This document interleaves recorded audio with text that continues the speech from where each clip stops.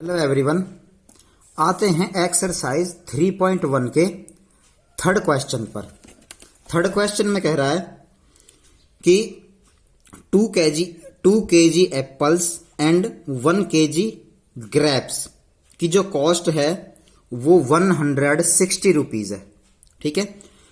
कुछ टाइम बाद 4 kg apples and 2 kg grapes की जो कॉस्ट है वो 300 रुपीज है। अब ये जो कंडीशन है, ये सिचुएशन है, इसको हमें इक्वेशन में भी रिप्रेजेंट करना है और ग्राफ में भी रिप्रेजेंट करना है। ठीक है, तो आइए स्टार्ट करते हैं। तो सबसे पहले कॉस्ट लेट कर लेंगे हम। यहां लिखेंगे लेट द कॉस्ट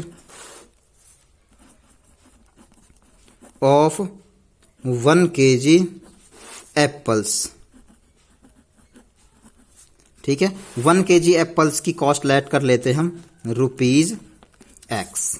ठीक है, हिंदी में लिख देते हैं माना 1 kg सेब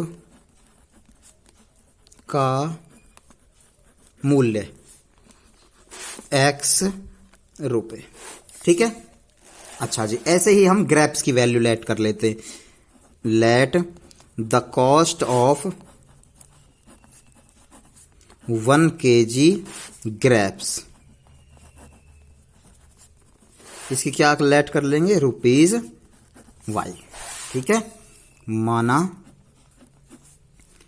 1 kg अंगूर का मूल्य Y रुपए। ठीक है। अच्छा जी, अकॉर्डिंग टू क्वेश्चन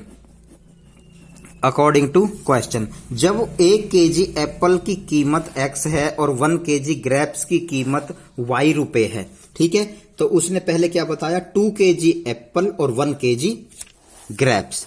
तो 2 kg एप्पल्स तो 2X हो जाएगा, है ना, प्लस 1 kg ग्रेप्स तो 1Y हो जाएगा। और कितने रुपए में बता रहा है, 160 रुपीज। तो इक्वेशन नंबर फर्स्ट हो जाएगी, है ना। अच्छा जी, फिर चलते हैं दूसरे इक्वेशन में। क्या कह रहा है, दूसरे में कह रहा है 4 kg एप्पल्स और 2 kg ग्रेप्स। 4 kg एप्पल्स तो 4X हो जाएगा, प्लस 2 kg ग्रेप्स तो 2Y हो जाएगा। और कितना, 300 रुपीज। तो अगर मैं इस इक्वेशन को 2 से डिवाइड कर दूं तो यहां पे बचेगा 2X, यहां पे बचेगा Y और यहां हो जाएगा 150। और ये इक्वेशन नंबर सेकंड हो जाएगी हमारी। ठीक है, कोई दिक्कत यहां तक। अब क्या करना है, अब इन इक्वेशंस से हमें क्या टेबल बना देनी है। ठीक है, वैल्यूज निकालने वाली। तो यहां पे मैं फर्स्ट इक्वेशन वाली से चलता हूं, इसकी टेबल बना देते हैं हम X Y। तो फर्स्ट इक्वेशन क्या है हमारी, ये है फर्स्ट इक्वेशन है हमारी 2X plus Y is equal to 160। ठीक है, ये फर्स्ट इक्वेशन है हमारी। अब क्या करते हैं, या तो सिंगल X या सिंगल Y एक साइड रखते हैं। तो सिंगल Y है तो Y रखेंगे, 2X उधर जाके माइनस हो जाएगा, तो यहां बचेगा Y और यहां 160 माइनस 2X हो जाएगा। ठीक है, तो अब लेट करते हैं, क्या वैल्यू लिख लेते हैं, X की वैल्यू लेट करेंगे। मैंने आपको बताया था ना, जिस साइड में सिंगल जो भी वेरिएबल हम रखते हैं उससे अपोजिट वाले की वैल्यू हम लेट करके चलते हैं। ठीक है, तो यहां पे ना हम वैल्यू लेट कर लेते हैं 70। ठीक है, 70 लेट कर लेते हैं या 60 लेट कर लेते हैं। ठीक है, 60 कर लेते हैं। तो let X is equal to 60। तो X इज इक्वल टू 60 रखेंगे तो क्या आएगा, Y is equal to 160 minus 2 into X की वैल्यू कितनी रखी, 60। तो 160 माइनस 2 से मल्टीप्लाई करूंगा 60 को तो 120 आएगा। और 160 में से 120 जाएगा तो क्या आएगा, 40 आ जाएगा। यानी कि जब मैंने X की वैल्यू 60 रखी तो Y की वैल्यू 40 आई। X की वैल्यू जब 60 रखते हैं तो Y की वैल्यू 40 आती है। समझ में आ रही है बात। ठीक है, अब एक और बार वैल्यू लेट कर लेते हैं। ठीक है, एक और बार लेट कर लेते हैं। तो let X is equal to 50 रख लो। ठीक है, 50 रख लेते हैं, कोई बात नहीं। तो क्या हो जाएगा, y is equal to 160 minus 2 into x की वैल्यू कितनी रखी 50, तो 160 माइनस ये 100 हो जाएगा, तो 160 में से 100 जाएगा तो ये आ जाएगा 60। यानी जब x की वैल्यू 50 रखी तो y की वैल्यू 60 आई, है ना। x की वैल्यू जब 50 रखी तो y की वैल्यू 60 आई। समझ आ रही है बात। तो ये तो हो जाएगी हमारी फर्स्ट इक्वेशंस की वैल्यूज। अब सेकंड इक्वेशन पे चलेंगे। सेकंड इक्वेशन का मैं यहां पे टेबल बना देता हूं,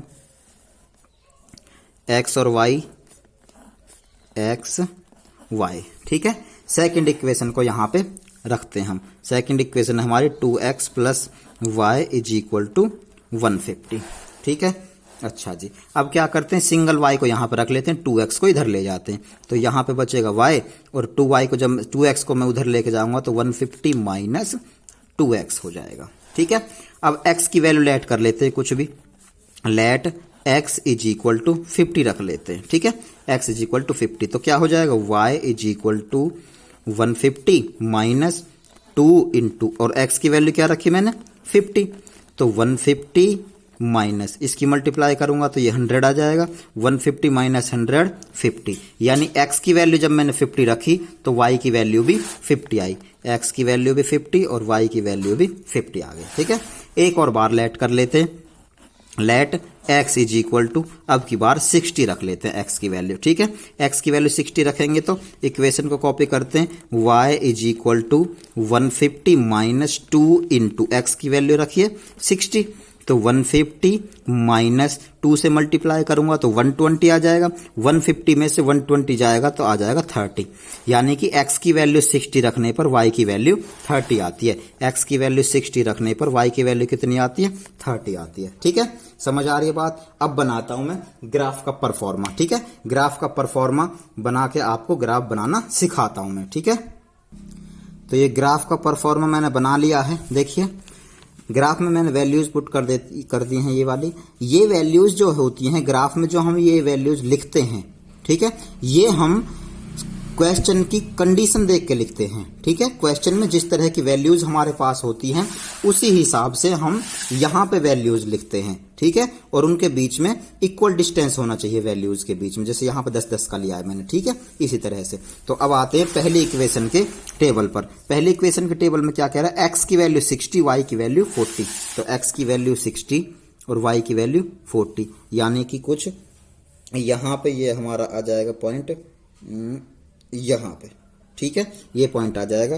क्या पॉइंट है ये, 60 और 40। समझ में आ रही है बात। दूसरा देखते हैं, दूसरे में क्या है, 50 60, x की 50 और y की 60, तो x की तो 50 ये रही और y की 60, तो यहाँ पे ये सीधा आएगी, तो मैं कुछ पॉइंट हमारा यहाँ पे आ जाएगा ये वाला, ठीक है। क्या है ये, 50 एंड 60, ठीक है। अच्छा जी, तो ये तो हो गया हमारा फर्स्ट इक्वेशन के पॉइंट्स। तो अब मैं क्या करता हूं, इन दोनों पॉइंट्स पे स्केल रख के और इन दोनों को मैं टच कर देता हूं, ठीक है। यहां पर मैं एक लाइन खींच देता हूं कुछ इस तरह से। समझ में आई बात। तो ये होगी हमारी फर्स्ट इक्वेशन की लाइन।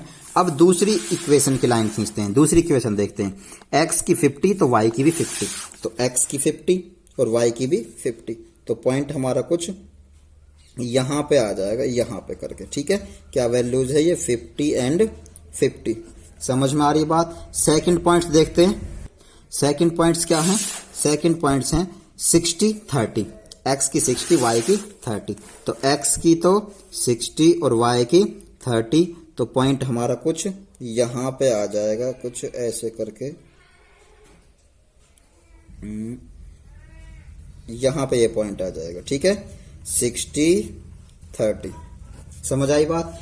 क्या करते हैं, दोनों को मिला देते हैं। तो मैं स्केल रखता हूं यहां पे ऐसे करके और दोनों को मिला देता हूं एक लाइन खींच के, ठीक है। तो ये लाइन अगर मैं ऊपर इसको और खींचूंगा तो ये दोनों लाइन आगे जाके मिल जाएंगी, ठीक है। तो ये हो जाएगा हमारा ग्राफ क्वेश्चन नंबर 3 का, ठीक है।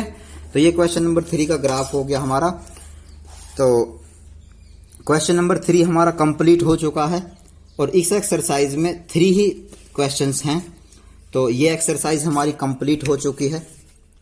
अगली एक्सरसाइज हम कराएंगे आपको कल लेकिन उस एक्सरसाइज को करने से पहले आपको एक टेबल दी हुई है, ठीक है।